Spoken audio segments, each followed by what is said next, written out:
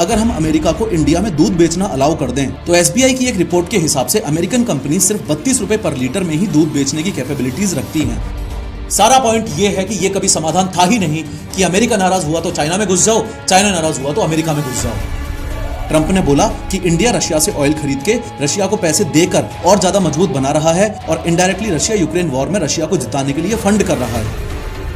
साथ ही इस H1B visa के नए रूल की वजह से छोटी छोटी अमेरिकन कंपनीज और स्टार्टअप्स के लिए इंडियन एम्प्लॉइज को अफोर्ड करना अब बहुत ज्यादा मुश्किल हो जाएगा कि दुनिया के एआई रिवॉल्यूशन का हिस्सा अगर हम नहीं बन पाएंगे तो आत्मनिर्भर भारत और विश्व गुरु जैसी बातें सिर्फ और सिर्फ कागज पर रह जाएंगी। जाकर चेक कर लेना, आंसर मैं पहले ही बता देता हूं। यह एक बहुत छोटा सा रीजन है टैरिफ लगाने का, असल रीजन कुछ और ही है।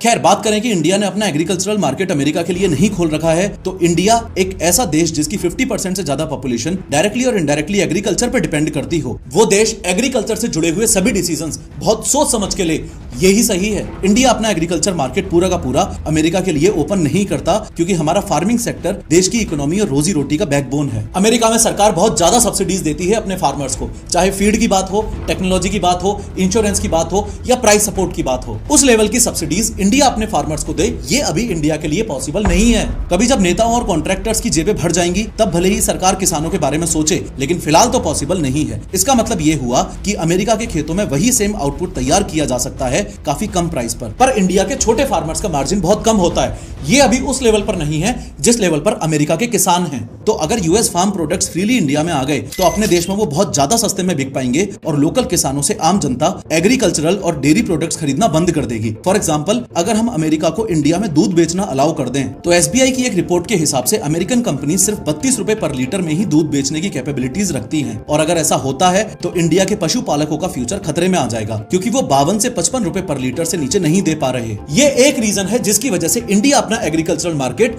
अमेरिकन कंपनीज के लिए ओपन नहीं कर रहा है। दूसरा रीजन है जेनेटिकली मॉडिफाइड क्रॉप्स यानी कि जीएम क्रॉप्स। अमेरिका में बनने वाली क्रॉप्स जेनेटिकली मॉडिफाइड क्रॉप्स होती हैं और इंडिया में ये क्रॉप्स बैन है। देखो, सिंपल शब्दों में समझो, जीएम या जेनेटिकली मॉडिफाइड क्रॉप्स का मतलब है ऐसे बीज जिनके जीन्स को लैब में मॉडिफाई करके उनको एक्स्ट्रा क्वालिटीज दी जाती हैं, जैसे कि ज्यादा फास्ट ग्रो करना, इंसेक्ट से बचना या कम पानी में सर्वाइव करना। साइंटिस्ट लोग एक प्लांट के डीएनए में दूसरे ऑर्गेनिज्म का जीन डाल देते हैं ताकि क्रॉप ज्यादा आउटपुट दे या पेस्टिसाइड कम लगे। अमेरिका के साथ साथ और भी कुछ देश जीएम क्रॉप्स को इसलिए बनाते हैं क्योंकि उनसे फार्मिंग सस्ती होती है, यील्ड ज्यादा मिलता है और पेस्ट का खतरा कम हो जाता है। अब इंडिया असलियत यह है कि चाइना भी उतना ही हरामी है जितना अमेरिका। चाइना हमेशा से इंडिया के साथ धोखा करता आया है। पास्ट में 1950 में इंडिया ने चाइना को यूएन में सपोर्ट किया पर चाइना ने तिब्बत को जबरदस्ती अपने अंडर ले लिया। इंडिया सोचता था तिब्बत एक फ्रेंडली बफर बनेगा पर चाइना ने धोखा दे दिया। हम यहाँ हिंदी चीनी भाई भाई बोलते रहे और चाइना ने चुपके से लद्दाख के अक्साई चीन में अपना रोड बना लिया। 1962 इंडो चाइना वॉर ही ले लो, पंचशील वाली दोस्ती के बाद भी चाइना ने अचानक से अटैक कर दिया। इंडिया को बड़ा नुकसान हुआ। अक्साई चीन अभी भी उनके पास है एंड मोस्ट इंपोर्टेंटली चाइना हमेशा पाकिस्तान को